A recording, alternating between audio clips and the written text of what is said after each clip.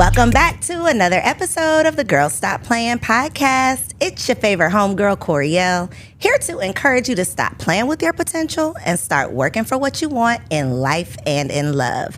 You already know that I'm bringing you the information and the conversations to help you make the money and get the honey. You can have it all as long as you are willing to work. Make sure that you don't just watch this video. Be sure to like, comment below with something that you learned. Subscribe to the channel so that you don't miss out on any upcoming episodes. And go ahead and join our Patreon so that you can get all kinds of exclusive access, upcoming information, sneak peeks, and early access to our upcoming events. All right. Now, today's special business spotlight interview is one that I think is going to be a blessing for you, because I thought that we were just here to talk about her business, but I think we gonna have to get in her business. Okay. So welcome to the studio, Mrs. Dana Christian. Thank you. Thank you for having me. I'm so excited to talk to you because I had one thing that I was prepared to talk about, but I got some more stuff I want to talk about, so I'm excited. But before we get into it, I do like to put some respect on people's names. When I have you on the couch, I know that the people are going to be running to the show description to find you on Instagram and follow you. But for those who may not know who you are, who is Dana Christian? So I am Dana Christian, the queen of business funding, a real estate investor turned developer, a mother, a wife, and a grandmother. Come on, real quick. I'm this, I'm that. I got it. Okay. So let's start with the real estate. I want to jump into the real estate part of it. Did taxes or real estate come first? So taxes funded the real estate. No, I started doing taxes, and I'm telling my age right now. I hate this. Around 1990. Right? Okay. I started doing taxes only because I went to the IRS. I went to what's that tax company name? The big TurboTax? No, the big company. Lord. Okay, I went to go get my taxes done. We think H&R Block. H&R Block. I went to H&R Block for them to do my taxes, and they charged me $500, and they gave me the paperwork. I'm like, this all they did for $500. I can do this myself. So I started. So the next year I did it myself, and I was working with these ladies at the group home. So I was saying, well, I can do your taxes. You just have to wait 3 weeks, and that's kind of how I started doing taxes. So you did your own taxes because I don't want to say they was scamming, but they was overcharging. Yes, because back then I just had a W-2. So this was before they was doing it on the computer. So you just plug and play. Most things you can figure out by just reading. Right? We got to read. Right. So plug and play. And I'm like, this took me 10 minutes and you charged me $500. We ain't doing this. So that's what started me with the tax business back in 1990. So then you turned around and started it. Did you charge $500? Or how did you decide what you were going to charge? Charging $25. Okay, hold on. So you said to yourself, they want to charge me $500. I'm not paying that. I'm going to do my own. I'm going to do yours too, and I'm going to charge you $25. Yeah. What do you think that was? So you know what? Lack of knowledge. Okay. Right? Now I know that you get paid for your experience, not for the time it take you to do something. Right. Yep. Right? So back then I'm thinking, 10 minutes, $25, which was a lot when I was working the job paying $6 an hour.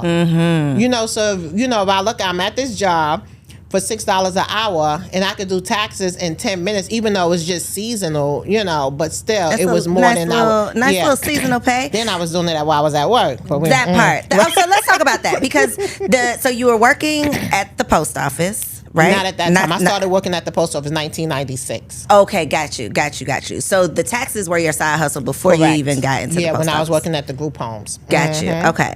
So you knew that I don't know. You tell me, did you always know that there was a need to supplement your income, or did you only just happen to get into doing taxes because of your tax story? It was a need. I was a single mom, grew up in New York, where we like to live ghetto fabulous. You always want to look nice, want to have the kids fly, and you need money to do that. So I know that I needed more income, right? Because I dropped out of high school in 9th grade. So shut up. So it was no going to, because you think going to college, getting a good job, that's the only way you was going to make money. So for me, it was having multiple streams of income. It was times when I even worked 3 jobs. to take care of these kids. Because, like I said, I was a teenage mom and I never wanted my kids to suffer. So I wanted them to look nice like the rest of the kids. The mindset back then was, and your kids is fly, you doing well.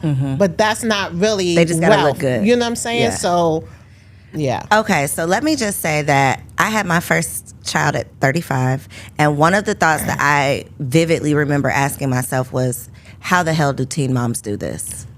How in the world did you do it? Yeah. So it was rough, and I remember when I was 18. So I had one child 16, one child 17. I was 18, and one time I only had enough money for one box of Pampers. I went in the bathroom and cried. My mom, she was not helping. Like I said, the kid's father was on drugs. I went in the bathroom and cried. I was ready to slit my wrist.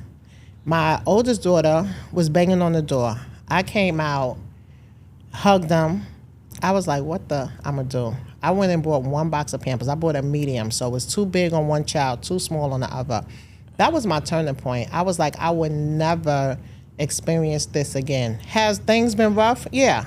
But that was my turning point where, by any means necessary, I have to take care of these kids. So I had a sister that was older than me, 1 year older than me, and I was receiving welfare. So I went to the Kentucky Fried Chicken across the street, got in there a job in her name, right?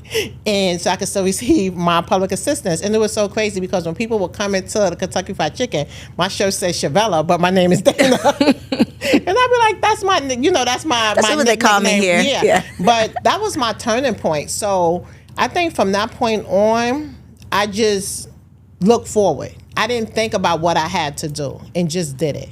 Yeah. So it's been rough. It's been rough. And then leaving school at 9th grade. What did you do? Like, what was the next step? Okay, I'm not going back to school. Now what? So I got kicked out of the school because I was pregnant. What you was doing, Dana? Because you were pregnant. Yeah, because you can't be in the regular high school, 9th grade. So did they want you to go alternative school? So I went to alternative school, and I realized I wasn't learning nothing. I got pregnant again with my second daughter, and I ended up getting my GED. I think by the time I had my second daughter, started like getting my life together, right? But yeah, it was rough. A lot of times, I don't just think about what I had to do and just do it. But it has been rough. And, back then you get welfare, and work little siding jobs. How did you continue to not just show up for your daughters, but like show up for yourself? Because a lot of times a mom will turn into a superhero when it comes to these babies. Like, I'm going to do whatever I need to do for these kids. But a lot of times we put ourselves on the back burner. How did you manage to still show up for yourself enough to have that fire in you to go out and do the things at such a young age with 2 babies and a mother that wasn't so supportive? Because I knew nobody was coming to save me, and I had to be there for my kids. I just knew no one was coming to save me. And 2 daughters. 2 daughters. So teen mom, 2 daughters, but your daughters were not teen moms. No, actually, my daughters didn't have kids till they was married. So both of them is married. They didn't have kids. Do you think that was a conscious thing? Like, was that a conversation? No, yes, because I always talk to them about getting pregnant and having unprotected sex. That's only one thing's going to happen. You have unprotected sex. You catch, back then, AIDS was like, you're going to catch AIDS and you're going to die, period. That's what you told them. You're going to die. You have sex, you're going to die. Death. Okay, got unprotected. Like, that's it. So really just talk to them. And they watch me struggle, right? They watch me work long hours. They watch me work three jobs and constantly talking to them. Like I said, one thing about having children at a young age, like they grew up kind of like as my friends in a sense. When people say your kids shouldn't be your friends, no, it's okay because they can still respect you as a parent, but I always spoke to them about everything. Like I had been arrested before, talked to them about that and that whole, situation, why you shouldn't do this or why you shouldn't do that. Listen, you know what I want to know. Look, you know what I want to know. So me and God got this thing that it's like, God, anything. Yeah, so I'm not going to jail though. Whatever I got to go through, but I'm not going to jail. So, and I'm not ashamed of the things you I've been because through. Look at you because now. It made me who the person I am, and my kids learn from my lesson. right? So, Lord. You gonna tell us why you went to jail? Come on back. Okay, so you want to hear about the time I went to jail or the time when I almost went to jail? Tell us both. So Tell us both, because you was out here doing it. Okay. So, I was transporting drugs out of town. You know, a young parent growing up in New York. You know, all the street pharmacists, right?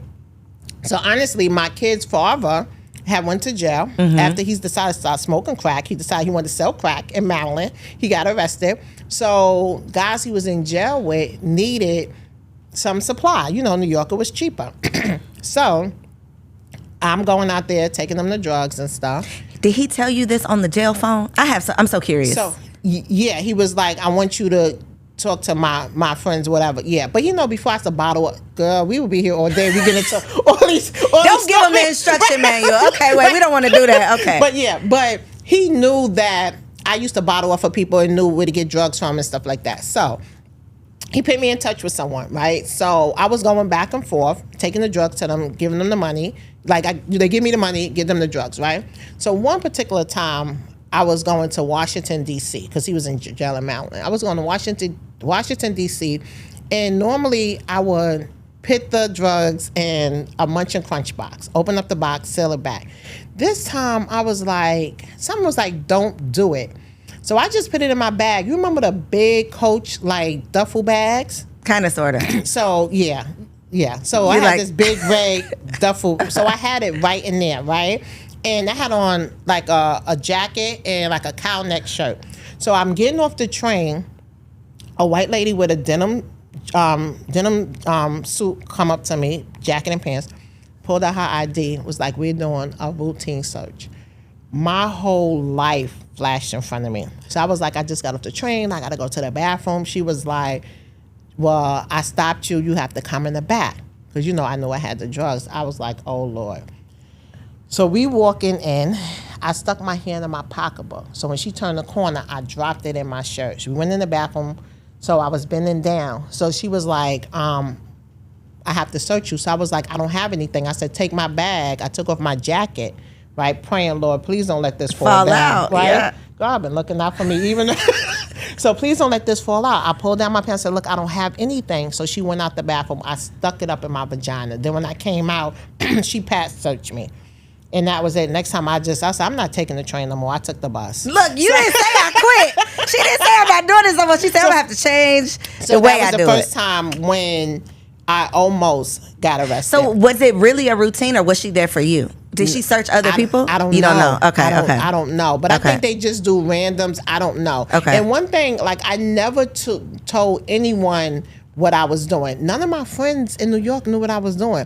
So I don't know if one of the guys' friends said, you know, these people got somebody coming, whatever. So that was the first time almost. So the second time was in 1998 when I actually got arrested. I was at the post office at that time. So you had your 2 daughters by this time? I had my 2 daughters by this time. And I was working at the post office, but prior to working at the post office, I was I was involved like in a scheme where I knew someone that was working at the welfare center. I wasn't working at the welfare center, but I had a lot of friends that worked at the welfare center. So, that was receiving public assistance that went to that center. So my friends that work at the center was putting money on their case. I would go with them to the cash checking place, get the money, and divide it. Yeah, we all divide it up. So when baby when said, these kids got to eat, baby. Okay. So once they start investigating and people start talking, and then Dana, because they didn't know the people that work at the center. Dana was the middle person, so I got arrested. This was like in 1998, so they came to the post office and got me, and I got arrested. I ended up getting probation. You know how you just stay in jail for that, till you get arraigned. I don't know, girl. I don't know. Look, I don't know. For a couple of hours. Yeah, I was crying. Making my nerves bad. I was crying. So the outcome of that was I ended up with 2 felonies. I had probation. And while my case was going on, I went out on suspension at the post office. But once the case was over, I went back to work at the post office. So in between that time, I was out for 2.5 years from the post office. Oh, that's a long time. Yeah, as the case went on. So I was out 2.5 years. So the first 6 months, I lived off of my credit cards. And I was like, Dana, like, you got to get a job. So I went back to the group home, and I remember the first group home I applied for, because I had an attitude when I was out of work. Like when I go out to eat or get my hair done, I'm not leaving no tip. You got a job. Then I had to like, Dana, get yourself together. Get yourself together. So anyway, I went and got a job, and the first job they called me was paying $6 an hour. When I left the post office, it was at $13. And I was like, you know what? You got to crawl before you walk. So the next week, another job called me for $9. Then the next week, another job called me for $12. And that's how I ended up working 3 jobs during that time. Wow. Yeah. Okay. What was the conversation? That was a lot. Look, that was so much to unpack, only because of like the full circle. Because we ain't even got into like who you are now. Yeah. So y'all heads gonna be spinning. Y'all wigs gonna be sliding when you get to what where you are now. 2000. Year 2000. When I went I back want to know what the post- conversation was like though with your daughters. How much did they know about what was going on? Because you didn't like go to jail for weeks. No, they they knew everything, because every time I went to court, I was crying the day before, because I didn't know what was going to happen. Who's going to take care of my kids? Yeah. So they knew what was going on. How did you talk to them about that? Was it just like, mommy made a mistake, or like what was how did you make them understand what was happening? Just told them what was going on, that I was involved in some scam, some fraudulent activities, and I got arrested. Damn. And I got to go to court, and we're going to pray that I don't go to jail. And they were like, okay, mommy, we got your back. Mm-hmm. That is so scary. Oh, my word. Wow. Okay, so this is what year we at? So we had 2000. So 2000, I went back to work at the post office. Okay, because the case is, so you there's 2 felonies, but you didn't have to do any jail time. I didn't have to do any jail time. Wow. Okay, God got you. Yeah. Gotta be looking out. Okay, definitely. So you go back to the post office. Mm-hmm. And then where does real estate come in? So real estate came in 2006. So this was all happening in New York. I moved down to Georgia 2004, transferred the post office job to Georgia. I used to get anxiety attacks at the post office. Like I just hated it. And my husband, we both knew that real estate was the way people build wealth. So we started investing in real estate. But back then it was no mentorship, or because IG wasn't heavy, so it was just whatever you see on HGTV, right? We assuming we're gonna buy this house for $140,000, put $40,000 in it. This house was gonna work $300,000, and we was gonna just rinse and repeat and be millionaires. It didn't work like that. It didn't work like that. We made $17,000, which was still good, and we went into buy and hold because it was a lot of time for that monthly cash flow.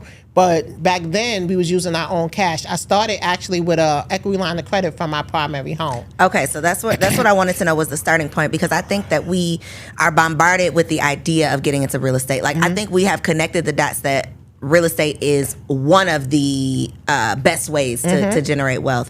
But then it's like, okay, where do I start? I got $1,000 or I got $500 to money. How can I make this make sense? So that's what I wanted to know is like, you knew that real estate was the thing, but how did you connect the current resources to actually being able to get into that? But you took a line of credit on property you already own. So I took out a equity line of credit on our primary resident.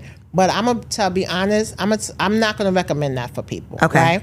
Because that's the only resource I knew, right? But now if you have good credit, you can use business credit cards. I purchased over 26 doors using business credit cards, right? I saw this on your Instagram with something with a P. The site. Something with a P. Oh, plastic. Yes. So plastic is what you use to liquidate the credit cards, right? Gotcha. So, of course, you can't go to a title company and swipe a credit card, but you can use plastic, and it's real simple, right? You go to plastic, you put in your credit card information, they want to know where the money is going, you give them the HUD statement or purchase and sales agreement, and they wire the money directly to the title company, right? So the reason I don't recommend equity line of credit on a person primary resident, because that's where you live at, right? And things happen in real estate, right? So don't play with your primary resident. Take that chance if you have other resources. I didn't know about other resources then. Gotcha. So when you say I've purchased 26 doors with these credit cards, what are these limits? What are the limits on these credit cards for this to be possible? So yeah, make it make sense. Okay, so I'm in the Cleveland market. Okay. Right. So houses there, you can get 20,000, 30,000. Right. I think the most expensive house I bought was 70,000. That was a fix and flip. So I might have $20,000 on the credit card. So you can have multiple credit cards. I wish I would have bought my little baggie of credit cards. How many credit cards you got? A lot. It's a lot. Probably about 100. If not active open accounts, business credit cards. Yeah, I have like 1.7 million in business credit cards. If not so more is your personal credit like 800? So listen, that's the thing. Your personal credit don't have to be at 800, right? And it's not about credit scores, about credit profile, right? So really, what's in the profile? How long you have had credit. Right, so they looking to get business credit cards. They looking for at least 2 years. The higher the limit on your personal credit cards, the better.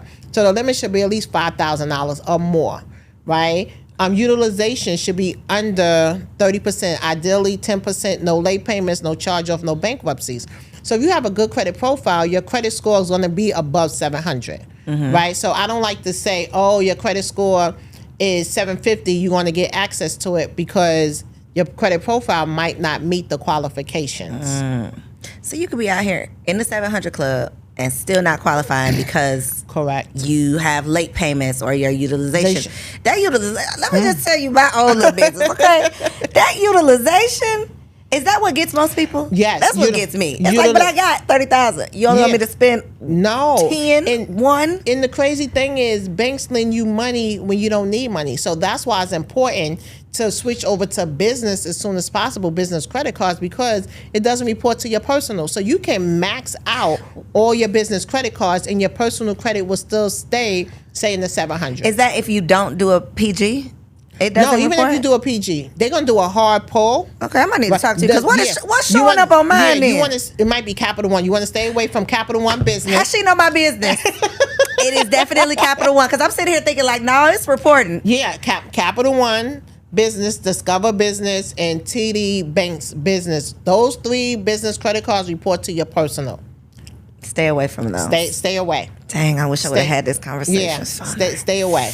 Yeah, stay away. Oh, okay, so y'all, I'm sorry, I'm about to just ask my own personal question. So in this situation, because you're not supposed to close cards, are you? No, don't. So what would you recommend? Just leave it and don't use it. Okay.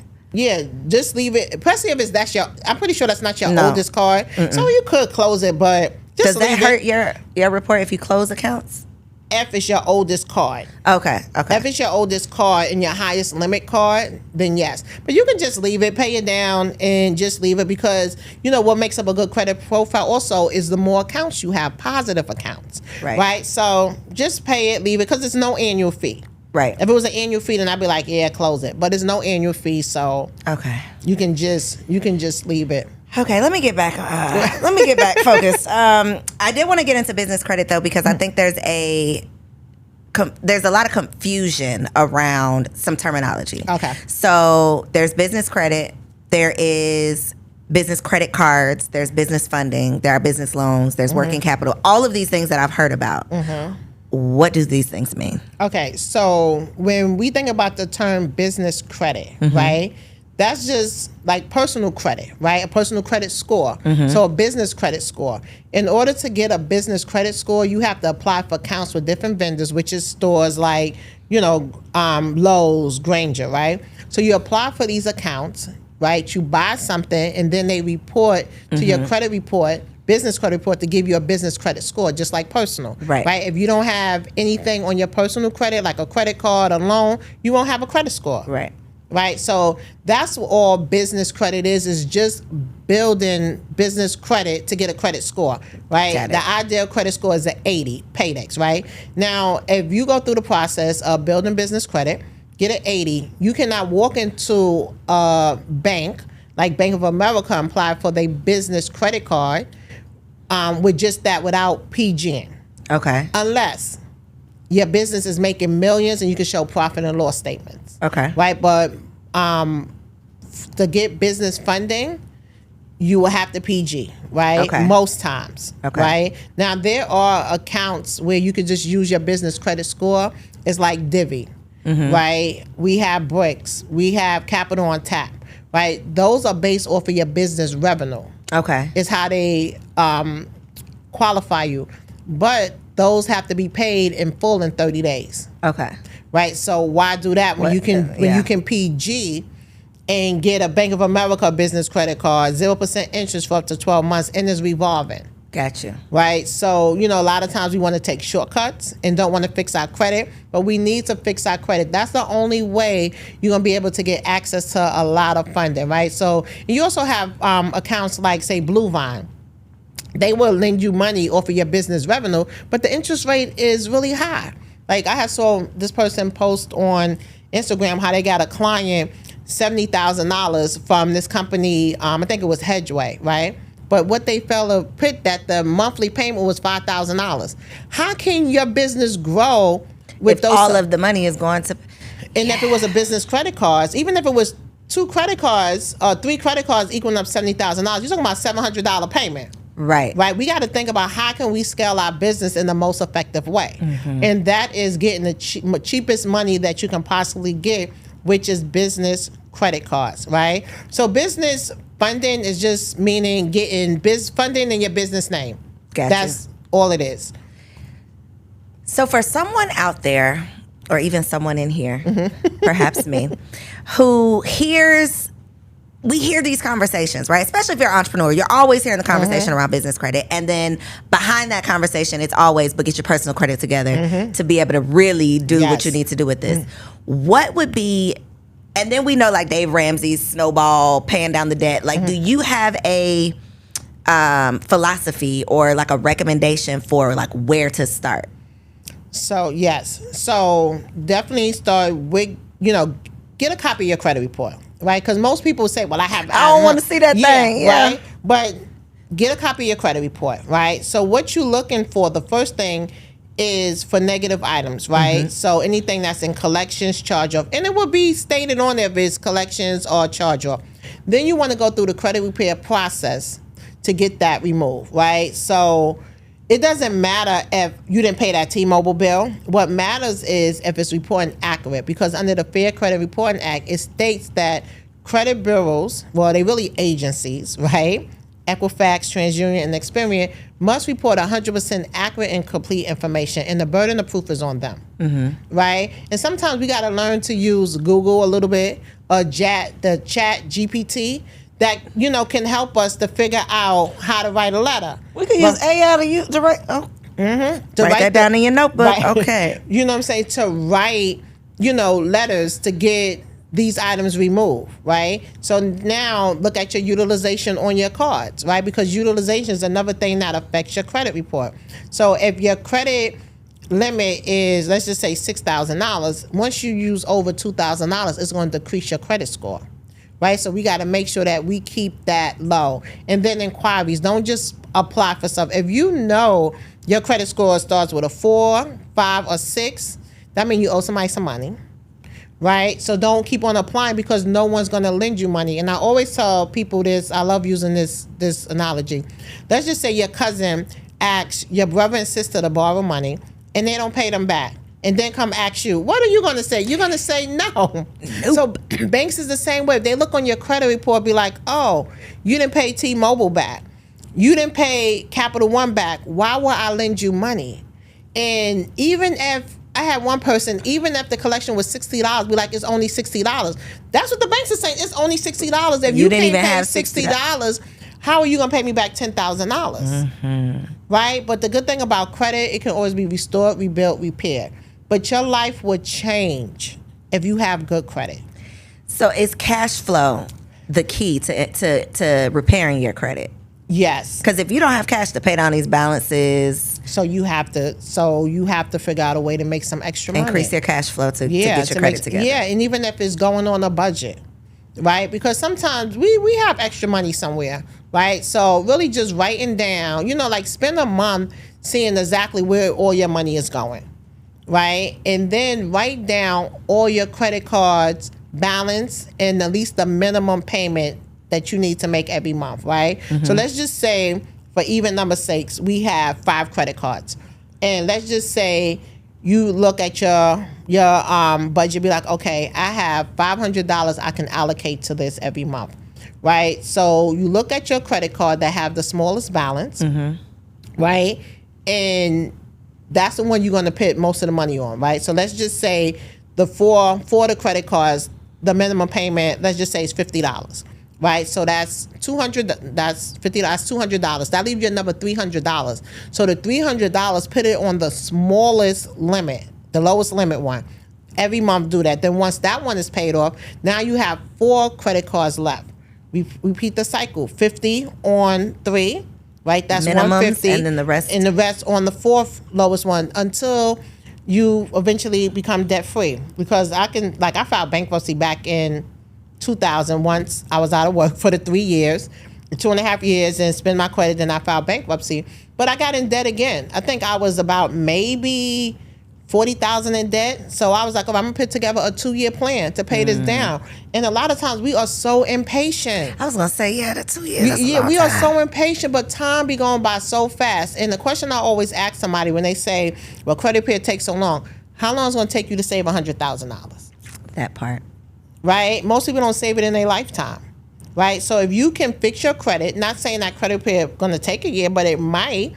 Right? So if you can fix your credit and then in a year time you can get access to $100,000, will it be worth it? Absolutely. Absolutely. And like you said, just your lifestyle, the things that you can Sometimes do, the way that you can live with ain't no way around it. At the end of the day, there's no way around it. It's either you might as well get a plan together now or you're going to pay for it later. Yeah. And having bad credit is expensive. You pay higher interest rates. It is. When you go cut on utilities, you have to do a deposit. Like, bad credit is really expensive. It is. Okay, so real estate do's and don'ts, because let me just say, and you probably gonna side at me for this. My only experience in terms of real estate is like Airbnb. So we've purchased a property to put on Airbnb. We've sublet properties to put on Airbnb. We have a tiny house that's on Airbnb. That is my experience. Short-term rentals. When I met my husband, I think he only had one at this time, but one long-term rental property. And I think based on the calculations, he might have been making like $300 a month off this property. In my mind, I'm like, bro, you're doing all of that for $300 a month. This can't be worth it. I think now, I probably didn't really know what I was talking about. Comparing, short-term with long-term, obviously making $3,000 a month sounds much better than this $300 you're getting off of a long-term rental property. In your experience, what is like the average, or is there an average in terms of like cash flow for long-term rental properties, and what is actually like, what makes it worthwhile for you to get involved? So for me, for long-term, right? So the average, it depends on where it's at, right? So like I have a property in Covington. That one, I get $900 a month positive cash flow, right? That's so. When you say positive cash flow, that means on top of your mortgage. Yeah, because she pays $14.50, and you have a $600 mortgage or something. $500 and change. Yeah. So that one, $900. A property that I had in Atlanta that I bought since 2006, which I'm getting ready to Airbnb that one now. I had a long-term rental in that one for 15 years, and that's a whole nother story, so we ain't gonna get into that one right now. But that one, I was only making $200 a month. How is that worth it? So tax deduction, because now I was working at the post office, so I never paid any taxes, right? Gotcha. So, but that one, I bought that one, I didn't know what I was doing, right? So now in Cleveland, I have duplexes that I make $1,600 a month, so it's about $1,000 cash flow. In Baltimore, I have a house, that one is about $900 cash flow. So it just depends on where it's at. So even if it's $200-$300, right, sometimes it can be worth it, right? But I don't like anything under $500 right now. So it could be worth it because you're not constantly dealing with day to day. Airbnb sometimes is a lot of turnover, making sure, the house is clean and stuff like that. But you building wealth, owning long term, right? So back to the house in Atlanta. So we purchased that one in 2007 for $87,000. Now the house is worth $5 and change. So I'm thinking another 20 years is going to be worth $1 million, right? As things turn. So it's building my net worth at the same time receiving cash flow. So it's me just being impatient. Yes. This is really a long-term strategy, and it's not about how much you're making today. Correct. but you do want to make something. Gotcha. You And do, for you, it's at least $500. to me, for it it's to at be least worth your while. $500. It's at least $500. So you do a lot in Cleveland right now. Mm-hmm. How did you decide that Cleveland was the market you wanted to move into? So I don't know how I came across Cleveland, like in 2018. Just searching Zillow for houses, and I don't know how Cleveland came up. And then I just started looking. But it's a gold mine. And yes, you get duplexes back then, $5,000-$10,000. Still now like $20,000. You know, you can be all in the duplex, say $80,000, and it can cash flow you $1,500 a month. So what's that return on investment? Almost 20%. You're not getting that anywhere. You know, and sometimes I hear people say, what's in Cleveland? A gold mine. And honestly, when you get off that plane, people don't look like us getting off that plane. Exactly. You know, and every state has its hood. You know, you think about Harlem back 20, 30 years ago.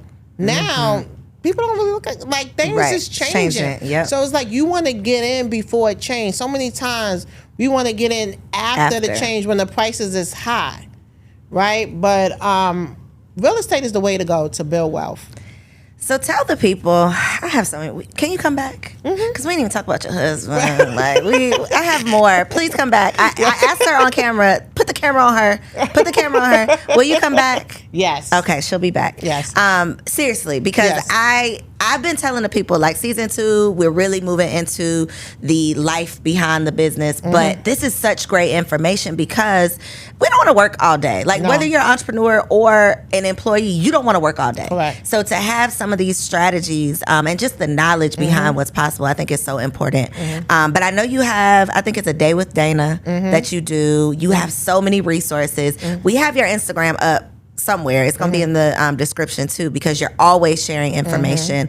But let the people know, like, what resources do you have available for people who are interested in getting into real estate or interested in building up their business credit? Like, look into your camera and tell them what you got for them. So I have the Ladder to Passive Income, which is a financial literacy program, teach you how to leverage credit to build wealth through real estate, rental car business, building business credit, getting access to funding, really getting you on the road to building wealth and leaving that paycheck to paycheck lifestyle behind. Because, like I said, I worked for the post office for 25 years and just recently retired. And when I got injured on the job, it was 5 months before I got paid.